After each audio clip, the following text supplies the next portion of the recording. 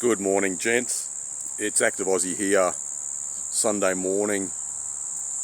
I haven't made any content for about a week, I think.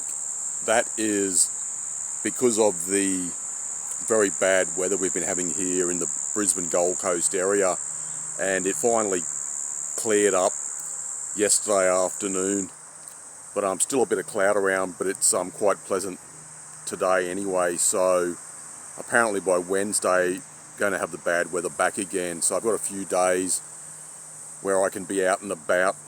The title of this video is Your Time, Your Life, Your Choice, and I'd like to say thanks to MGTOW Infinium for this idea.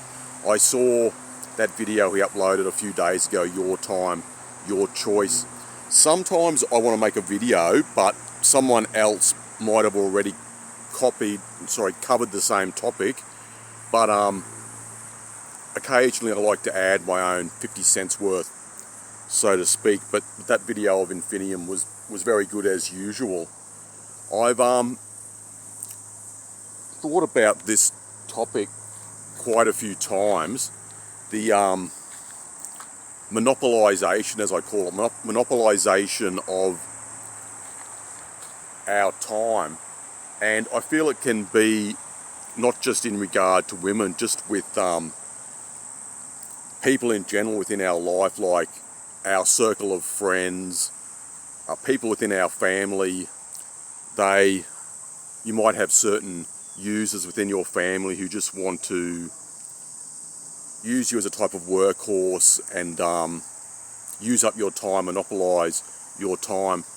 I think I made a video, it might have been in May or June, and about that question you might get asked, what are you doing with your life? And usually when someone asks that question, they are saying basically, what are you doing for a woman? And if you're a guy, you're a man who's not doing something to help out a woman, you are looked upon as being strange, weird, strange. You're not with it. You have to get with the program, so to speak. And once you become a MGTOW, I feel you become much more aware of this, and you're quite attuned in regard to working out who is genuine within your life and who is not genuine.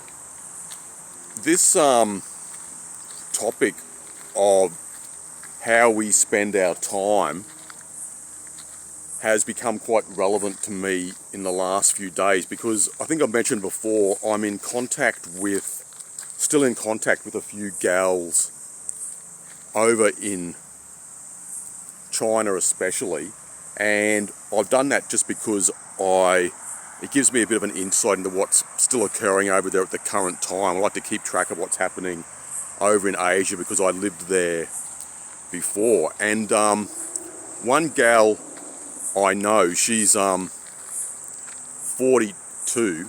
I was in contact with her recently, and she's divorced, but she's telling me she's looking for a new man, so to speak. And she made a very strange remark, a very strange statement. She said that the next man she is with, he has to be accountable to her for his time. So like every day she wants him to report to her, and he has to be accountable for what he did during the day when he's not with her. And she said the man should be spending most of his time with me, with her. And this was very weird, so I've sort of ghosted that gal now. I didn't really want to get into any sort of dialogue with her. Like, I could have just said, you have no right to monopolise a man's time, and a man cannot be accountable to you 24 hours a day. That's a type of slavery. But I feel when you come across these types of gals, it's better to just ignore them. And I've known that girl, I knew her for a few years, and I never heard her say anything like that. So it just goes to show you can't really trust people. You don't really know people that well, even though you might know them for quite a while. You don't know their true nature. But I used to be a guy who I sort of believed in Nawalt, but now I lean much more toward the Awalt type of mindset. So I really feel now it's all women are like that, or all women can be like that. I mean, there are always sorts of outliers in any sort of situation, but I feel the really good gals, and there are probably still quite a few out there, but they are still a very small minority overall. I'm just going to walk up the hill here a bit.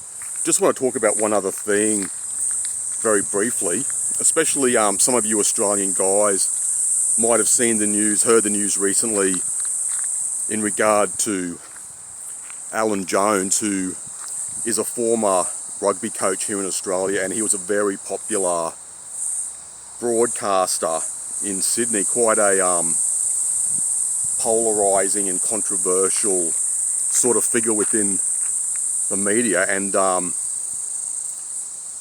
very influential even at a high level, political sort of level. He's been charged with 24 what's called historical sexual assault offences in regard to younger men. Jones is in his early 80s now, but he's been around for a long time on the radio, and he was the Australian rugby coach back in the 80s, so he's quite a well-known figure. But I think that there are two groups of people, like one group who just, you could say, love Alan, and another group who just hate the guy. So it's one of these sort of people who, like, you really like the bloke, the guy, or you hate him. And I think some people just hate Alan Jones and they want him to be guilty. They hope he is guilty.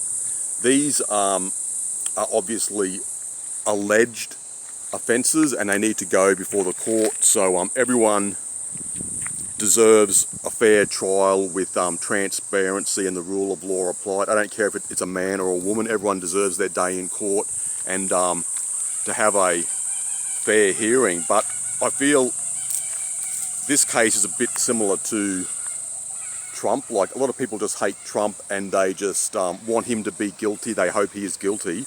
And I feel it's the same sort of situation in regard to the Alan Jones case. I used to actually agree with a lot of Alan Jones's views, but he has been wrong on several occasions. For example, in regard to that case with the Wagner brothers here in Queensland, where he was sued for defamation, and he had to pay out a fair bit of damages, compensation to them. Plus, I think it was 2GB, where he was working at the time. They had to pay out quite a lot of money. So Alan has been wrong on several occasions. That's not the only one, but just in regard to these quite serious criminal charges, we'll just have to wait and see what happens in the future. But I was just thinking, if it had been a prominent woman in the media or in politics, would she have been put under the same type of scrutiny as Jones is being put under? I seriously doubt it. So it seems that in some cases men get treated in a totally different way to women, to how women do.